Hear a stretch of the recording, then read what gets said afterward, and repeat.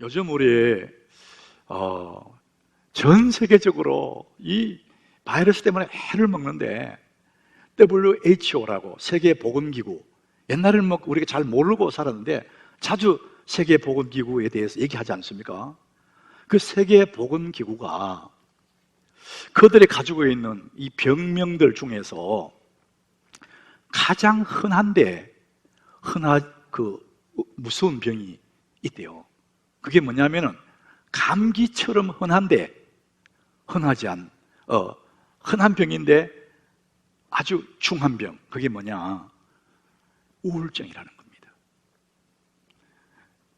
우울증은 마음의 감기 정도처럼 가볍게 올 수 있어요. 그래서 그것을 무시할 수 있는데 그것이 심화되면 인생을 파멸시킬 수 있는 아주 무서운 병이라고 말을 해요. 여러분, 우울증이 올 때 증상이 뭐냐? 사람이 그냥 우울해지는 거예요.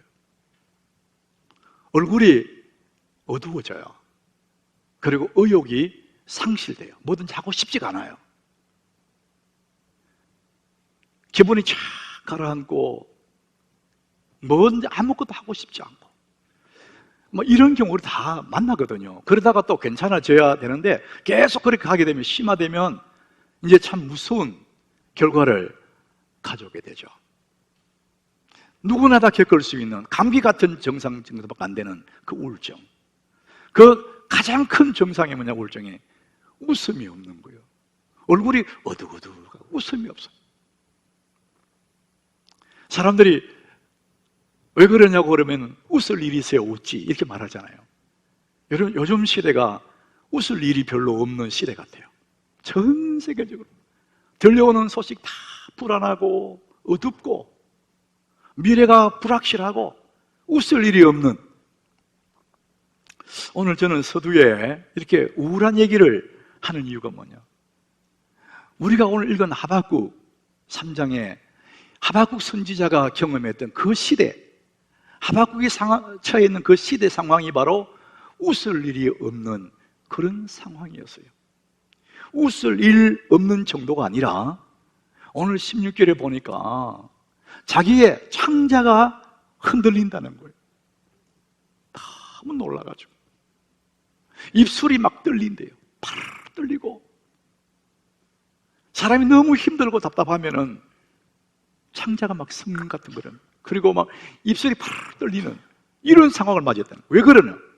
16절에 보니까 내가 들었어. 뭘 들었대? 소식을. 그 소리 듣고 나니까 창자가 막 흔들리는, 입술이 떨리는 그런 상황을 맞이했다. 어떤 상황? 그는 선지자이기 때문에 하나님이 이 하박국에게 자기의 민족 유대 나라가 장차 바벨론에게 멸망당하는 그런 상황을 말씀해 주신 거예요. 여러분, 이스라엘의 그 역사는 우리가 뭐 알 필요는 없겠지만 우리 그리스도인들이 쉽게 단순한 정도는 알고 있어야 되는데 우리나라와 비슷합니다. 지금 남과 북이 나누어져 있어요. 같은 동족인데 북쪽 이스라엘, 남쪽 유대, 한 하나님을 섬기는 그 민족이 나누어진 거예요. 그런데 그 북쪽 이스라엘이 이미 우상을 섬기고 하나님을 떠나다가 망했어요. 이제 그런 상황에 남쪽 유다, 예루살렘 남쪽 유다가 남아있는 겁니다. 그런데 여전히 남쪽 유다의 지도자들이 정신을 차리고 건신해야 되는데 그걸 다 잊어버리는 거예요. 그때의 왕이 누구냐? 여호야킴입니다. 유다왕 여호야킴. 김씨가 아니고 여호야킴이에요. 하나님이 바벨론 나라를 들어서 이 폐역한 유다 나라를 칠 계획을 하고 있는데 이 지금 여호야킴은 정신을 차리지 못하고 오히려 애굽의 힘을 빌어가지고 바벨론을 대항하려고 그러는 거예요. 우리의 힘이 하나님인데 하나님 의지하는 것이 아니라 애굽 나라를 의지해서 바벨론을 치려고 하는 거예요. 그래서 무리하게 세금 막 걷어가지고 애굽에 돈을 주가면서, 그래서 선지자들이 애굽을 의지하지 마세요 그러니까 그렇게 말한 선지자를 죽여버리는 거예요. 얼마나 악합니까? 그의 아버지 요시야 왕이 우상의 제단을 다 헐어버렸거든요. 그건 다시 우상의 제단을 수축해가지고 우상을 섬기는 거예요. 나쁜 짓 다 하는 거예요. 하나님 말씀이 두루마리를 칼로 갈겨 찢어가 버려버리고, 이런 폐역한 유다를 하나님이 징계로 바벨론 나라를 강하게 만들어서 이 유다를 치려고 하시는 거죠. 그 소리를 하박국이 들은 거예요. 하나님의 그 이야기, 그 소리를 들었으므로, 우리 오늘 16절 같이 한번 읽어봅시다. 같이 읽습니다. 내가 들었으므로 내 창자가 흔들렸고 그 목소리로 말미암아 내 입술이 떨렸도다. 너무 놀란 거예요. 우리를 치러 올라오는 환난 날을 내가 기다린다. 이제 뭐 틀림없이 오는 거예요. 그 속이는 것이 자기 뼈에 들어왔대요. 뼈가 막 상할 만큼 너무나 근심이 되는 그런 환난의 날이 앞에 있다는 것을 소리를 들은 거죠. 너무나 고통스럽습니다. 이런 상황에서 나라의 지도자들이 정신을 차려야 되는데 그렇지 않고 오히려 더 반대로 나가니까, 바벨론이 들어오는 그것은 기정사실이니까 그걸 들은, 그 소식을 들은 하박국은 너무너무 고통스러운 거예요. 이제 장차 바벨론이 유다 나라를 짓밟을 때 그때는 어떻게 되냐? 17절에 그 얘기를 하는 거예요. 무화과나무, 포도나무, 감람나무, 이 대표적인 성경에 나온 나무잖아요. 그런 나무에 열매가 없는 때가 되는 거예요. 밭에는 먹을 것이 없이 소출이 없어요. 외양간에는 우리에는 양이 없고 외양간에 송아지가 없는 그런 상황을 맞이하는 거죠. 이런 때를 다가온다는 것을 알게 되었어요. 그야말로 그날이 되면은 아무것도 없는 거, 아무것도 없다, 그런 얘기죠. 그런 상황이 온다는 겁니다. 여러분, 인간의 불행이 어디서 오는지 우리는 성경을 보면 알게 되죠. 우리 인간의 처절한 불행이 어디서 올까? 돈이 없어서 오는 게 아니에요. 하나님을 떠나면은, 인간의 궁극적으로 하나님을 떠나게 되면 불행이 오는 것입니다. 하나님 손에 붙잡혀서 되는데 하나님을 떠나는 거죠. 하박국은 지금 그런 상황에서 너무 고통스러워요. 죽기 전에 대답해야 할 101가지 질문이라는 그 책을 보니까 너무 젊고 젊은 20살의 아가씨 안젤라라는 그 아가씨 얘기가 나와요. 꽃다운 20살짜리 그 아가씨가 14살 때부터 다리에, 뼛속에 종양이 자라기 시작한 거예요.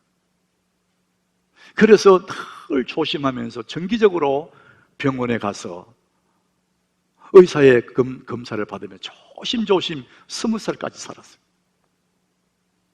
어느 날 병원에 전화가 왔어요. 아직 정기검진 날이 일주일에 남아있는데 와보라 그러는 거예요. 좋지 않은 일이 생기고 분명하다, 그런 생각을 가지고 이 젊은 아가씨가 의사 앞에 갔습니다. 의사가 얘기해요. 이게 점점 올라와서 폐까지 올라왔는데 이제 머리에, 이 뇌 머릿속에 몇 개의 종양이 발견되었다는 거예요. 그 소리 듣는 순간에 이 젊은 아가씨가 머릿속이 하얘지는 느낌을 받았더니 가까스로 정신을 차리고 의사에게 물었어요. 얼마나 더 살 수 있을까요? 한 달, 그러더래요. 이럴 때 우리는 어떻게 할까? 절망의 상황 앞에 우리는 어떻게 할까? 가이드 포스트라는 그 잡지가 있어요. 월간 잡지가 있는데 이 미국과 한국에 동시에 발행하는 오래된 잡지예요. 거기에서 42주년을 맞이해서 그동안에 그 월간에 실려있던 정말 아름다운 이야기들, 가슴 아프지만 슬프지만 희망적인 이야기들을 모아서 책을 하나 만들었어요. 그 책 이름이 아이처럼 울고 어른처럼 일어나라. 제 주변에 이 책이 늘 맴돌아요.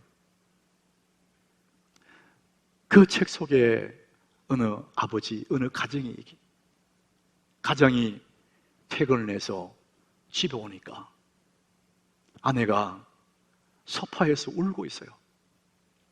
옷이 다 헝클어져 있는 거, 머리가 막 헝클어져 있고.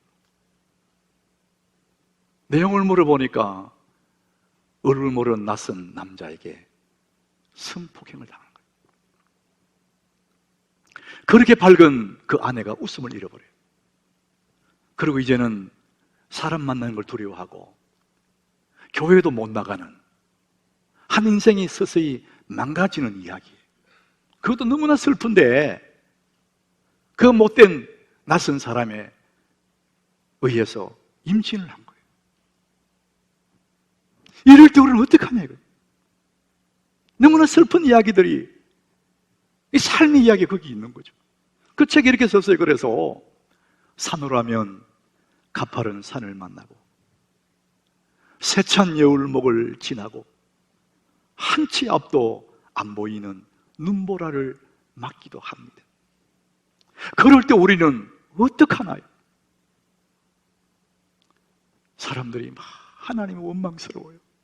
하나님이 어떻게 이렇게 할 수 있어요? 하나님 왜 내게 이러십니까? 이럴 때 우리는 어떡하냐? 아무리 생각해도 답이 없어.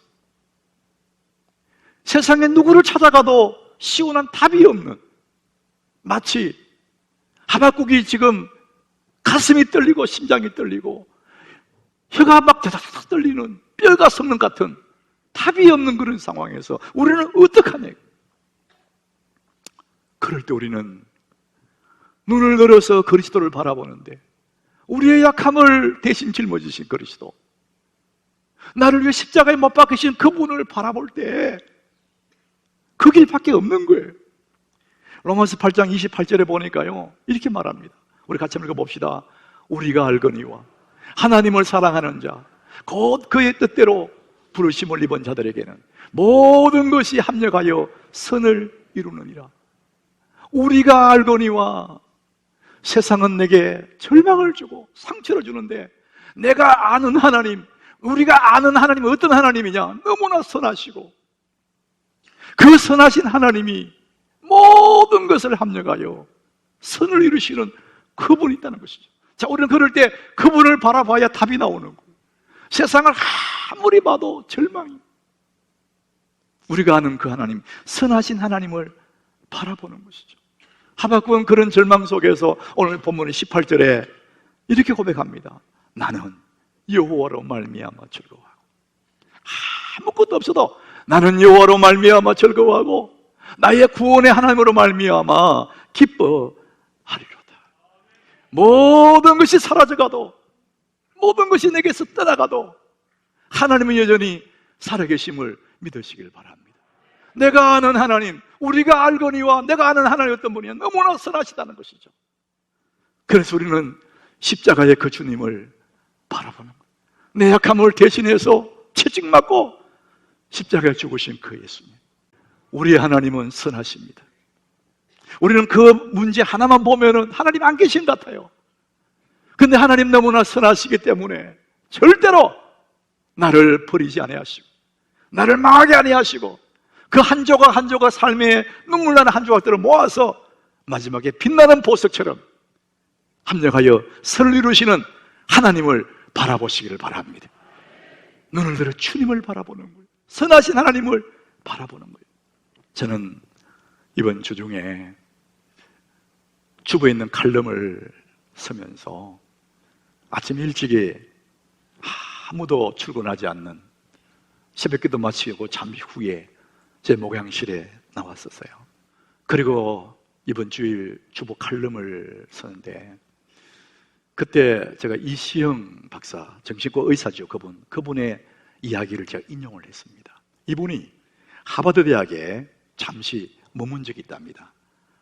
이 스트레스 분야의 최고의 권위자가 한스 셀리라는 분이 있는데 이분이 정신과 의사인데 노벨 의학상을 받았답니다. 이분이 이제 나이가 들어서 고별 강연을 그 하버드 대학에서 하는데 그 강당에 사람들이 꽉 찼다는 거예요. 셀리 박사의 마지막 고별 강연을 듣기 위해서 머리가 희끗희끗한 노 교수들이 각 방면의 전문가들이 거기에 꽉 들어와 있었대요. 이 한스 셀리가 고별 강연을 다 마치고 이 강연장에서 내려갈 때 거기 있는 모든 사람들이 기립박수로 아름다운 퇴장을 박수하면서 그리움과 아쉬움으로 보내는 그 시간에 그 한스 박사 앞에 한 사람이 막고 서서, 박사님, 우리가 사는 세상은 너무너무 스트레스가 많은데 박사님 스트레스 전문가니까 딱 요약해서 한마디로 어떻게 스트레스를 이길 수 있습니까? 한마디로 이야기해 주세요. 박수치고 환호하던 그분들이 조용해졌대요.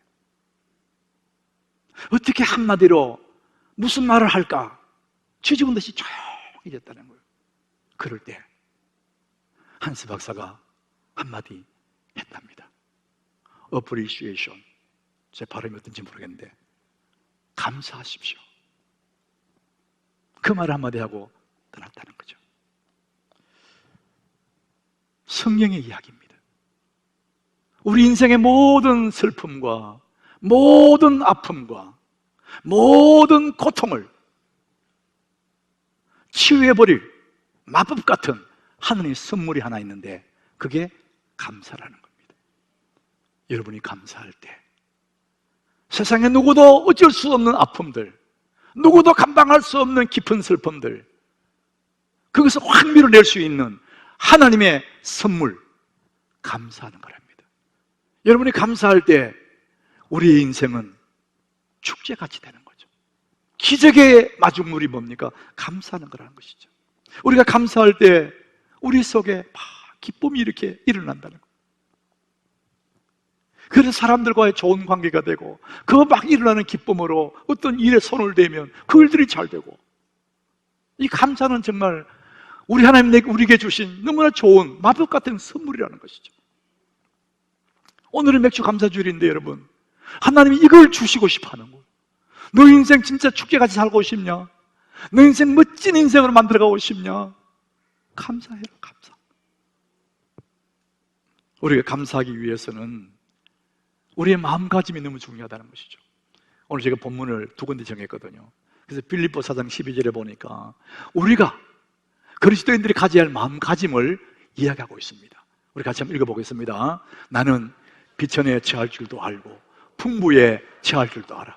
모든 일 곧 배부름과 배고픔과 풍부와 궁핍에도 처할 줄 아는 일체의 비결을 배웠노라. 이걸 쉽게 말하면요, 아무것도 없어도 비굴하지 않고 엄청난 성공을 거두어도 교만하지 않고 배가 고파도 주눅들지 않고 엄청난 것을 많이 소유해도 도도하지 않는 일체의 비결, 그걸 사도 바울은 가지고 있다는 거죠. 우리 예수 믿는 사람이 이런 자족의 은혜, 없어도 있어도 아무 상관없이 만족할 수 있는 이 자족의 은혜를 가진 사람이 그리스도인이고, 그런 사람들이 모든 상황 속에서 감사할 수가 있는 것이죠. 이것을 13절에서는요 능력이라 그래요. 내게 능력 주신 자 안에서 내가 모든 것을 할 수 있느니라. 우리 같이 한번 읽어봅시다. 내게 능력 주신 자 안에서 내가 모든 것을 할 수 있느니라. 이 모든 것이 뭡니까?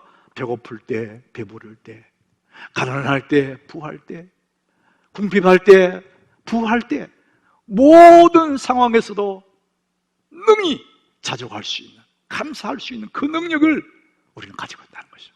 여러분, 그런 마음으로 살아가면 세상에 어떤 일이 닥친다 할지라도 우리는 자족하고 우리는 감사하고 뛰어넘는 하나님의 은혜를 경험하게 된다는 것입니다. 여러분, 그 좋은 자족함, 그 마법 같은 하나님의 선물 감사가 그냥 되는 건 아니라는 거예요. 어느 날 갑자기 사도 바울이 나는 괜찮아, 감사해, 안 된다는 겁니다. 어떻게?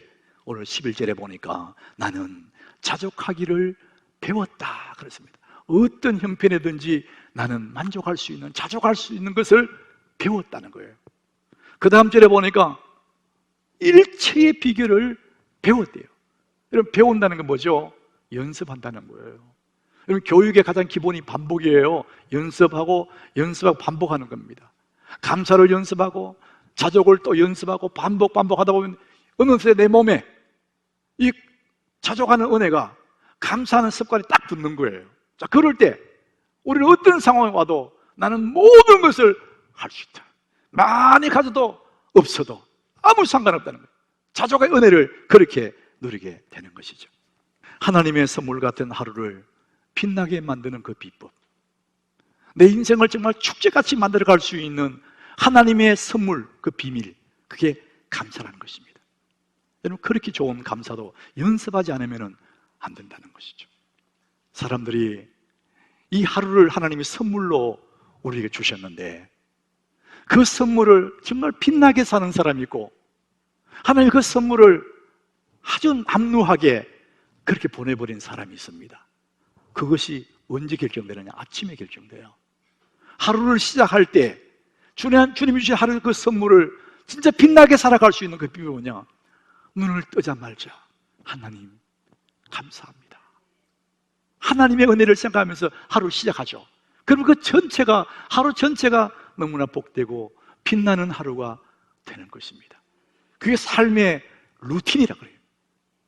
여러분, 스포츠 하는 사람들, 운동하는 사람들 루틴이 있어요. 자기만의 습관이 있어요. 어떤 사람은 하루를 시작할 때 눈을 뜨자마자 인상을 쓰고 한숨을 푹 쉬고 얼굴이 일그러지고 늘 그런 사람이 있거든요. 그 하루가 다 어두워집니다. 그 사람의 하루의 루틴이에요. 하루를 빛나게 만들어가고 하나님의 선물을 축복같이 내 인생을 축제처럼 만들어갈 수 있는 하나님의 선물이 하나 있는 게 뭐냐? 감사하는 거라죠. 인생에 살아가면서 정말 참 너무나 유용하고 필요한 지혜가 하나 있어요. 저도 그 지혜를 늘 생각하면서 사는데, 할 수 있는 일과 할 수 없는 일을 구별할 줄 아는 거죠. 우리가 할 수 있는 일을 하고 할 수 없는 일은 하나님께 맡기면 되는데, 사람들은 반대로 합니다. 할 수 있는 일을 안 하고 할 수 없는 일 때문에 괴로워하고 할 수 없는 일을 인생을 허비하는 사람이 있습니다. 어리석은 거죠. 우리가 할 수 있는 일을 하고 할 수 없는 일 주님께 맡기면 하나님이 알아서 하시는 거예요. 우리가 할 수 있는 일 중에 가장 아름다운 일이 뭐냐? 하나님께 감사하는 겁니다. 내가 할 수 있는 그 일 하나님께 감사하면 할 수 없는 그 일도 하나님이 아름답게 만들어 가시는 줄 믿으시기를 바랍니다. 기가 막힌 상황, 하박국은 지금 너무 고통스러운 상황, 창자가 흔들리고 입술이 떨리는, 뼈가 썩어가는 그런 고통의 상황을 만났다 할지라도 그는 눈을 들어 주님 바라보면서 하나님의 때를 기다리고 있는 겁니다. 오늘 19절에 보니까 주 여호와는 나의 힘이시라, 하나님을 바라보는 거예요. 소망 없는 세상을 보지 않고 하나님을 바라봅니다. 그리고 하나님을 향해 기대하는 겁니다. 하나님 반드시, 너무나 선하신 그분께서 반드시 나의 발을 사슴과 같이 만들어서 나를 나의 높은 곳으로 다니게 하시리로다. 이런 기대를 가지고 있는 겁니다. 그때까지 뭐 합니까? 내가 할 수 있는 일을 하는 겁니다. 감사하고 기다리는 것입니다. 여러분, 아무리 힘들고 어려워도 여러분 할 수 있는 일을 하면서 감사하면서 여러분 그날을 기다리시길 바랍니다. 하나님 반드시 그날을 주실 것입니다. 여러분의 발을 사슴같이 만들어서 내 인생의 높은 곳을 다니게 할 그날을 하나님이 주실 것입니다. 눈을 들어 주님 바라보십시오. 할 수 있는 일을 하십시오.